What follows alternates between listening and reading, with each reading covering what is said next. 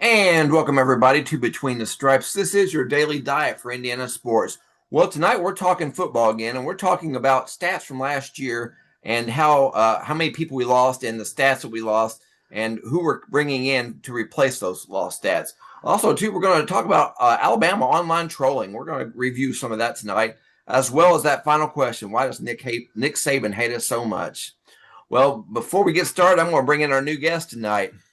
Our next guest speaks so many foreign languages that he's on the CIA watch list currently. He is also a no geological rock hound who has dug up more history than an ex-girlfriend. And finally, of all my children, just like Indiana football, he's in my top 5 every year. Let's bring Marcel to the program. Marcel, welcome to the program. Hi, I'm glad to be here. Man, good to see you, bro. How's everything this week going for you? It's going great. Work's been great. I'm finally glad to be here on the podcast. I've been doing a lot behind the scenes, so it's good to be on the show. We're glad to have you. Well, first of all, we're going to get to know Marcel a little bit before we get into our stats situation. Marcel, what exactly got you into Indiana sports in general as a whole? I think that'd be you, old man. I've been an Indiana fan since birth, I guess. I don't know if it's been by force. Sometimes it felt like it was forced, but I've loved every minute of it. Whether that be going to basketball games or football games, whether it's snowing, raining, anything. We've seen some pretty snowy and some pretty rainy football games, that's for sure. Definitely, definitely. I like that, forced by attrition. I love that. What exactly? Who was your favorite players growing up in football and basketball? Well, growing up when I was younger, it was a lot of basketball players. I think some big standout ones were Yogi Ferrell. I definitely like some Will Sheehey. Yeah, And one of my favorites, Victor Oladipo. big, Um, big. big man Cody Zeller. Yeah, the big handsome. Yeah, big handsome. It seems to be Cody seems to always be in everybody's top 3 list. Him and Victor Oladipo for sure, and Yogi Ferrell for that matter, especially in your generational. You know what I'm saying? Yeah, So I wasn't alive for all those the older Hoosiers. yeah, well, I made that video where I apologize to you young folks who never really got to see great basketball growing up. But hey, you're in the football era now, buddy. Yeah, it's what it seems like. We're a football college now, it seems. I'm loving it. Well, tonight, Marcel and I are going to break down the stats from last year's team, and we're going to talk about each different position and each stable, so to speak. And without further ado, Marcel, you want to pop up our overall team stats from last year? Of course. This is a So it great thing looks about having a tech guy on here. Go ahead, Marcel. So it looks like last year we averaged 41 points per game, 41.6 compared to 11 from our opponents. It's just an absolute crazy margin. I think a lot of that was on Purdue alone. You know what? Yeah, it's just what it really feels like. I mean, what, we're looking 50, 60 points a game on them. So Yeah, I like it. And for total points, the the dreaded numbers, 666. I know it. yeah, not a great number. But I mean, if you're comparing it to our opponent's 200, it looks fantastic. Yeah, 187. I saw that's a major gap. That's insanity when you think about it. And I As mean, far as the teams we were playing too, these weren't pushover teams. We had Ohio State, Oregon, Iowa. These were some great teams. I agree with you 100%. From the offensive attack, Indiana had, I'm looking at 452 total yards on offense to our opponent's 266. It seemed like they must have got those in the junk minutes. It seemed like they only got about 100 yards per game on us every Yeah, I game. mean, So that's 2/3 of the game was in our possession, is what that means. yeah, and they were so dominant on defense last year. The offense didn't really have to do much. You know what I mean? No, absolutely. Our defense was crazy. Basically, we were just running it down their throats. Wearing them out through attrition. What's the wide receiver room look like from last year? Wide receivers or Yes. quarterbacks? Let's do quarterbacks first, actually. So for quarterbacks, we had Fernando Mendoza up here, our absolute amazing Heisman, throwing 3,535 passing yards. I didn't realize Um, he had that many yards. yeah, it was crazy. Wow. Yeah, I mean, when you run a full 16-0 season and you're the starting quarterback every single game, you're gonna have some insane numbers. Well, and also too, I'm looking at he's had a 72% efficiency, which Mhm. is absolutely crazy as well. But then again, when you're throwing to targets like Omar Cooper, Charlie Becker, and the Waffle House, it seems to be a whole lot easier to get around that, is it not? Yeah, absolutely. And I mean, honestly, the interception rate, not bad at all. Fernando was very accurate. Yeah. Yeah, that's Uh, that's yeah, that's as far as as far as it coming in quarterback, Josh Hoover coming in, that's been a major concern of his turnovers lately, how he did at TCU. So I'm wondering how that's going to translate into Indiana's offense. You know what I mean? I think given like Kurt Cignetti's like defense that he's built up, Yeah. just overall like his offensive line, he's going to have so much more time in pocket to get those throws. He Yeah. has a great wide receiving team that can make clutch catches. Yeah. So I really don't see that being too much of an issue. Plus, we're pretty discipline heavy around here. So Yeah. he's coming into a Heisman spot. So hopefully he can live up to those expectations. Well, like Kurt Cignetti always says, I stalk complacency, and he definitely does it from every position as far as that go. Little brother didn't do so bad last year. I hate to see him go to Georgia Tech, but yeah, he was at 75% completion rate. I would have loved to keep him. Yeah, he was great. And I mean, honestly, 5 touchdowns for how many plays he made? Yeah. That's actually pretty high. Yeah. He was actually pretty good there. That may be more than Purdue's quarterbacks had all year. Let's move on to our wide receiver. Which one do you want to do next? We got running backs up next. All right, let's pull the running backs up and see what we got. All right, last year, Roman Hemby. Wow, I didn't realize he had that many yards. These are kind of new to me until you post these stats. 1,120 yards is a lot for Hemby. Yep. I hope he's doing well in the pros. I haven't really got to keep up with him. Black was our second.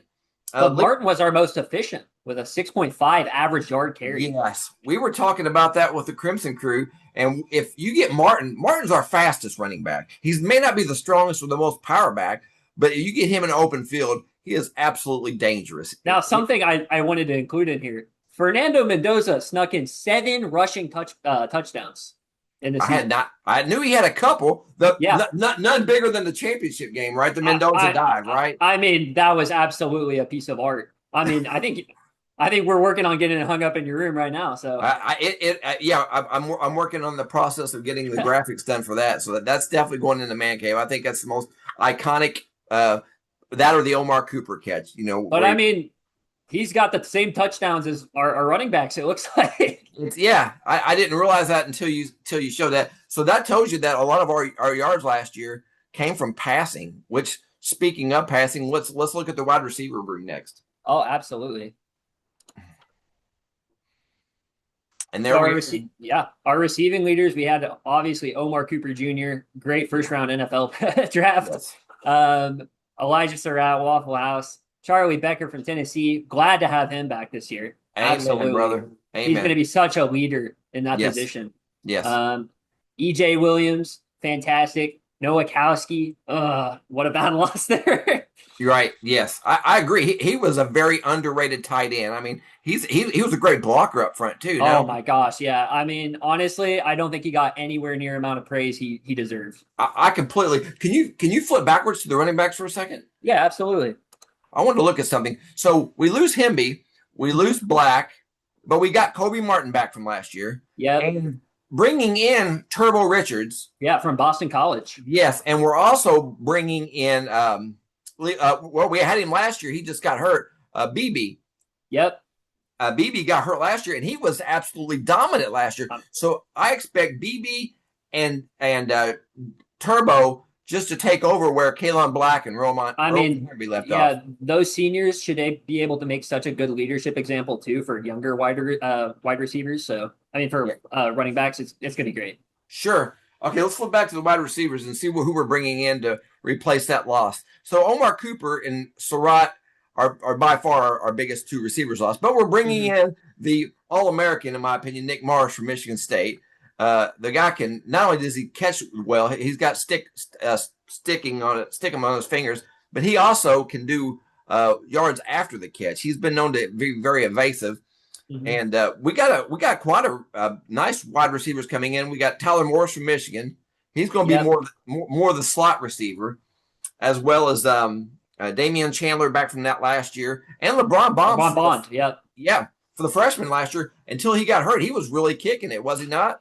Yeah, absolutely. I mean, he's super fast. Who do you like the best in the wide receiver room? I mean, obviously, I have a little bit of bias towards Charlie Becker after his breakout, but I'm really excited to see Marsh play. I mean, he was basically carrying up Michigan State, so I'd love to see what we can do with him and see how he can develop with us.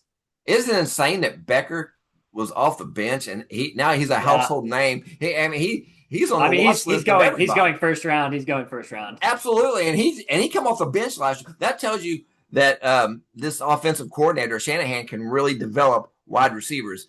And like the Crimson Crew, and I was talking about, the running game is going to beat you into submission, and then the wide receivers are going to take over. I think that's the way they're going to run it. So, Yeah, and honestly, I mean, I'm so glad we've locked down these coordinators. It's oh yeah. my, they Oh were yeah. making pennies on the dollars before. Now they're making millions. Yeah. And What a transition that is. yeah, and I think honestly, receiving is where we're going to probably be the strongest. I, Yes.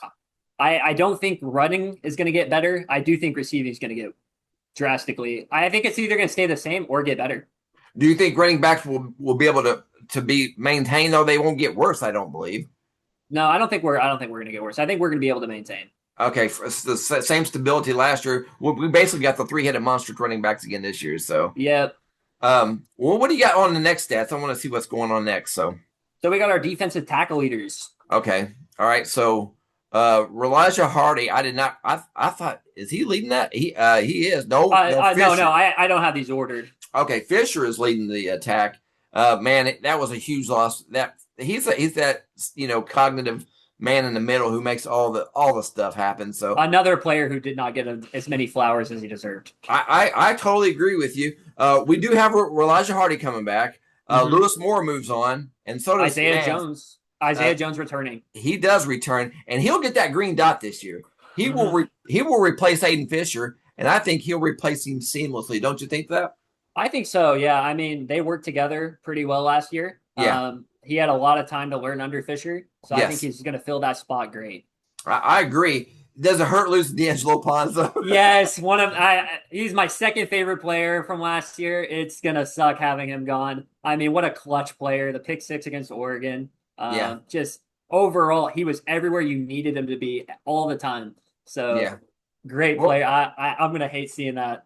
he is one of those players that he just sniffs that loose ball out. He knows where it's coming. He sees how it's coming out of the quarterback's hand. He sniffs it out like a bloodhound. I love D'Angelo Ponz. I think he's going to be one of the most missed players from this year, in my opinion. Even right up there with Mendoza. So, But I mean, we have Sharp probably taking a spot, which is yes, going to be very, very exciting. I love Sharp's game-winning interception against Miami. amen. What a hype catch! And I mean, doing exactly what his uncle did for Miami in a national championship. Yeah, So it's that's insane when you think about the bloodlines in there. You know what? yeah, the storylines are crazy.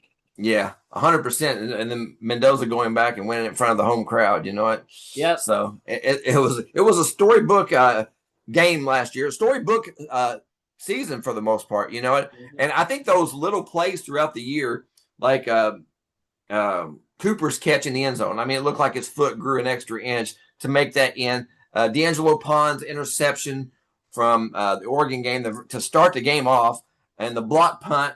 I can't remember who blocked the punt in the Oregon game, but then I think maybe it was Hardy. But I think it was Hardy. Yeah.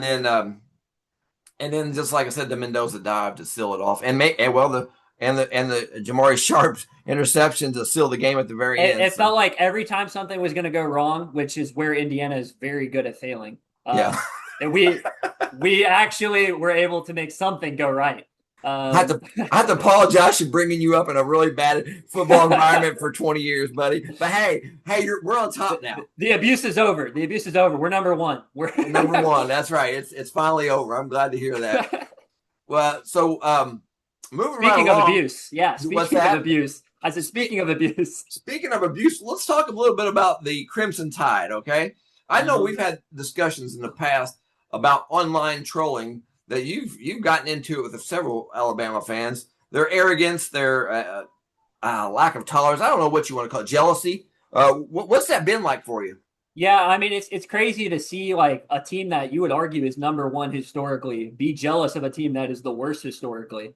But I mean, it's something that's definitely happening. I think there's been a lot of discourse over like playoffs. I mean, it didn't help their case that we beat them so badly in the Rose Bowl. We flew him out there, let him kick one field goal, send him back home. Yes. Yeah, I mean, that's always my favorite thing to say. They flew 3,000 miles to kick a field goal. And they sat in that rain and mud too. They played in that horrible conditions, I think, on that day. So it's just I'm just so thrilled with Alabama fans finally taking the L's, and it does make you wonder how the SEC has went dramatically down since the NIL era. Do you see a correlation there, Marcel? yeah, I mean, honestly, the SEC wasn't handing Alabama L's, so the Big Ten definitely had to. So yeah, Yes, the SEC has definitely declined over the years. I mean, we've seen zero SEC teams in the last 3 years being a national contender. right. Yeah, and like I said, I said throw it out there if you want, but the correlation is everybody plays players now. I'm not Yep. saying they did, but it does make it suspect, does it And not? you're seeing all those national titles shift directly towards the Big Ten. Yeah, absolutely. Speaking of Alabama and the coach Nick Saban, I've been watching a lot on X and how he'll give Dan Lanning credit for this, or he'll give Kirby Smart credit for this, but he always throws shade or leaves out Kurt Signetti.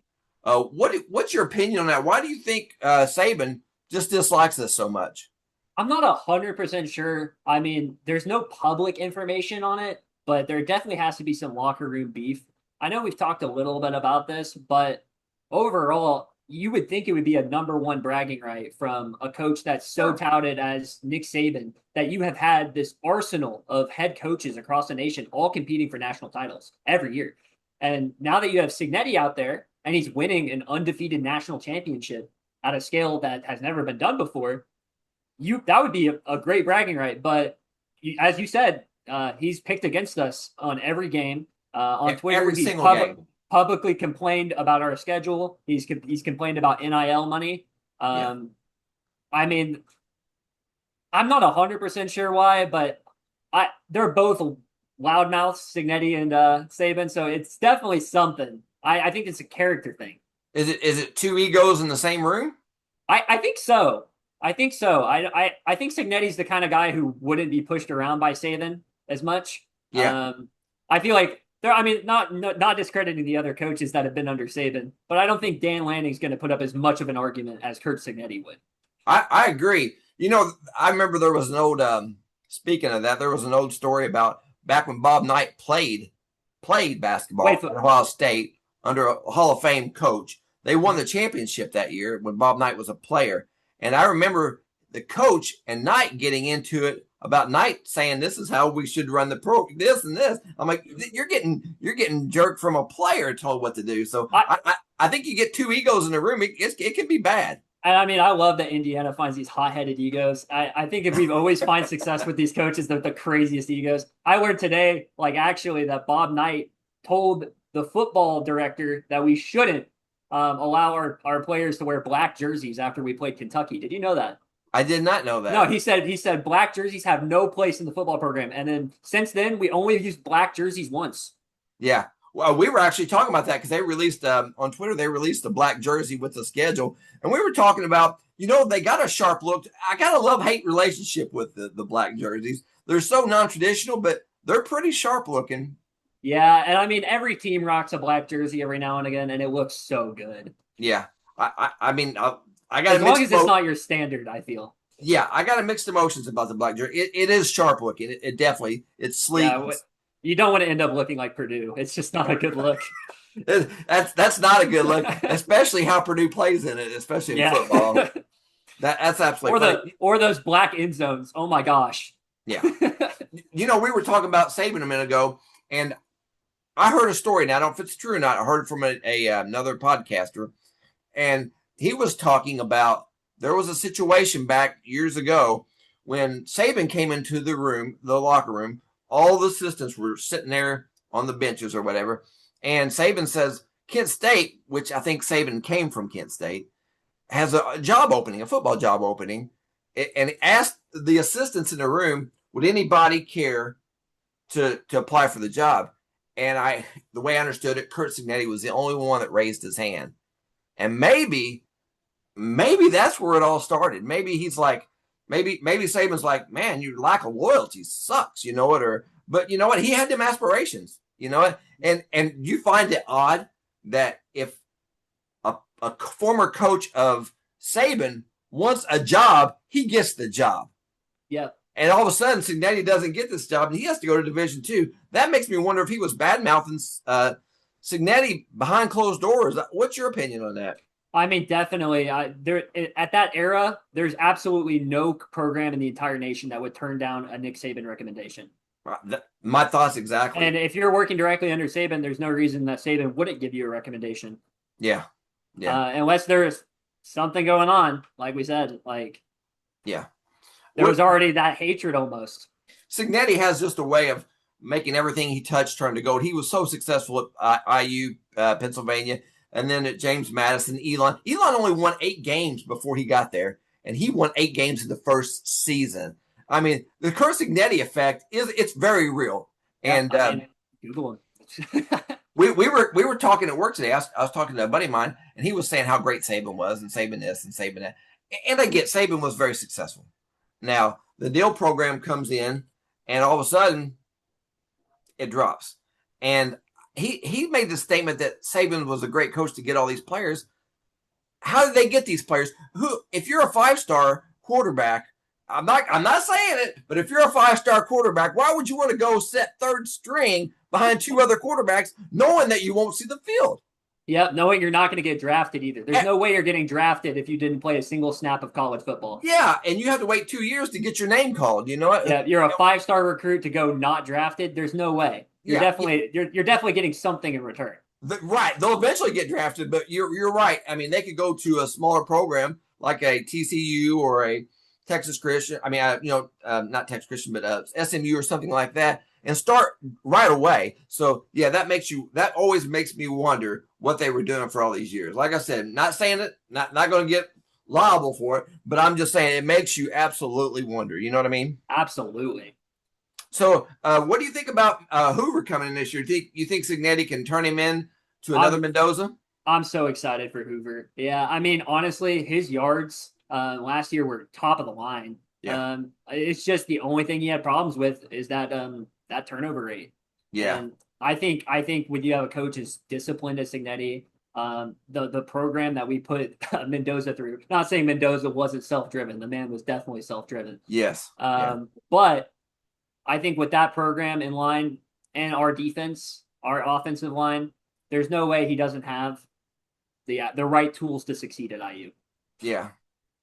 Well, man, you've done a lot of work behind the scenes and getting this all up. We still got to spend maybe a weekend together and kind of hang out. And I got to learn some more ins and outs. But so far from a podcast standpoint, how do you think we're doing? Oh, we're doing fantastic. Okay. I've helped grow a lot of channels over the years. And this one is honestly one of my favorites to watch because the numbers are crazy. I mean, and your dad's running it, right? Yeah, I mean, it's a little bit of bias. It's my father, but I want to just thank everybody who is watching to continue watching. Thank you so much. You're absolutely helping the channel grow at a crazy rate. A lot of people don't understand how much work it goes into these kind of things. Yeah. So thank you so much. I appreciate that. I do. I echo that. Thank everybody out there that watches this on a consistent basis. And don't forget to like and subscribe too. That helps, definitely. And leave comments in the chat. It adds to the Discord of the channel, and communication's key. The way I look at it, the way I built this to start, this is IU fans who watch this. This is your channel. You know what I mean? I don't want this to be ethnocentric or egocentric, about me and the crew. I want this to be an interactive channel to where we bring in fans and they can make comments online. And I've used a lot of the comments that people use and suggestions for shows even. So this is their channel, so to speak. So yeah, this is a home for the Crimson Crew, Hoosier Nation, everybody alike. I agree. Well, we're gonna close tonight. I part everything. I didn't know if I told you this. Marcel is very fluent in Japanese, and a former IU player. I don't know if I've ever told you this, Marcel, but a former IU player was very fluent in Japanese as well. He played back in the mid-'90s. His name was Andre Patterson, and he was the #1 player in the nation coming out of high school. He was an absolute stud coming out of high school. And I mean, so the IU, the media, they ran, how they do the timeouts between the commercials between the timeouts. Well, IU has their own commercials, about IU does this and IU does that. Well, they featured Andre Patterson singing the IU fight song in Japanese. And I thought that was the Oh coolest thing. wow. Yeah, even back then, I thought that was the coolest thing. But tonight, Marcel, I'm not going to ask you to sing. I want to keep my viewers up, okay? I want to keep my Yes, subscribers yes. up.